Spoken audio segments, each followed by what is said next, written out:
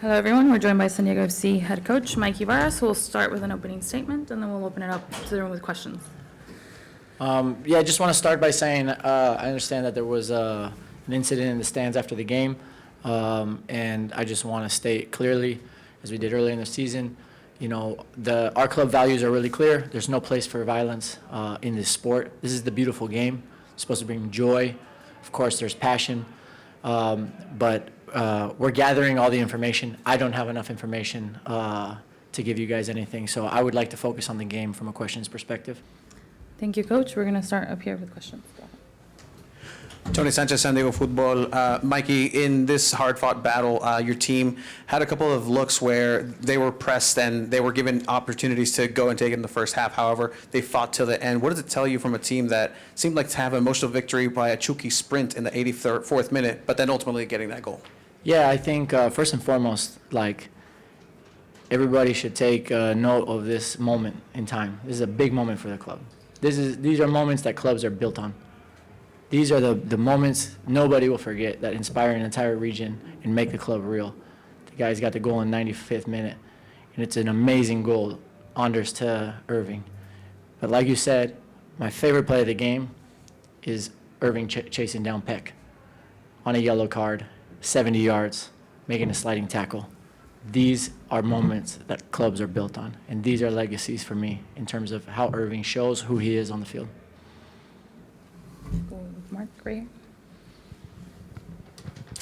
Mikey, obviously all coaches want their teams to play all 90, 95 minutes, but what does it take mentally to stay focused so that when they make a mistake like that, you're ready to pounce on it instead of just sort of mentally conceding the fact that you might draw? I can't speak for all coaches. I'm a young coach. I'm learning every single day. But one thing that we talk about a lot here that we have convictions for is being relentless. So when things are not going your way, how do you turn it around? How do you impact the flow? When things are going your way, how do you keep it going? And I understand that Garces makes a mistake, but it's not on him. It's also a combination of how we went after the game. We went after the game for 95 minutes. And the fact that we still have all three of our two wingers and our number 9 that high, chasing the game at the end of the game, where easily those guys could go back and just say, let's take the 1 point. We also create our destiny by pushing the game, and I'm really proud of the guys for that. Any other English questions? We're here with Tom, and then we'll go in the back. As good as Chucky is at scoring goals, he seems more like a gritty, blue-collar kind of player the more I see of him. What do you see in that area? Well, first of all, he has undeniable talent, and that's why he's in the national team. And we're really happy that he's back in that picture. That makes us really proud because 1v1, chance creation, he has it all. But what we talk about is what's going to make us special as a team is being an and team. Having Irving is a talented player, creative, and he's willing to do that work for the team.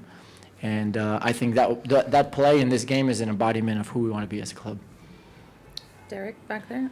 And Coach, I believe, and correct me if I'm wrong, I think Luka, that was his first goal at home in front of his hometown. Just talk to me about the crazy week he's had of being called up and then finishing the weekend off with a goal. Talk to me about that. Yeah, I mean, this guy's had an incredible week, right? So he got married, he had his birthday, he got called back in the national team, and then Ima Boateng told him before the game, now you got to have a big game for us at home against the champions, and this guy delivered. And I'm so happy for him because we've been challenging him. His quality is so clear in terms of getting out of tricky build-up situations, but we've been challenging him that as a number 10, you got to produce, you got to have assists, you got to have goals. And you go down a goal against the run of play, and it can feel deflating, but to have that response immediately after and a big goal, I think it cannot be understated how important it was. Coach, you guys now have 8 goals in the last 15 minutes of the first half and another 8 goals in the final 15 minutes of the second half. What is it that goes into scoring late going into halves or at the end of games? Is it better effort, figuring out what the other team's doing? What's the secret to that? It all starts with who you are in your DNA. And when we talk about who we are, we say we go after the game to score goals and impact the flow. So every decision and every action you make has to be based on that. So I think the guys being brave, continuing to play forward, get numbers forward, and then I think from our substitution pattern, putting in more and more attacking-minded players as the game goes on, and being brave with our subs as well. Now we'll take some in Spanish. We'll start right here. Oh, can I ask it in English? Oh, in English? Go ahead, yeah. Sorry. You've been very adamant about Chucky being called up to the national team. The Gold Cup should be announced, the rosters pretty soon. Is today a performance showing clearly not just the goal, but the tracking back of why Chucky should be called up by Mexico?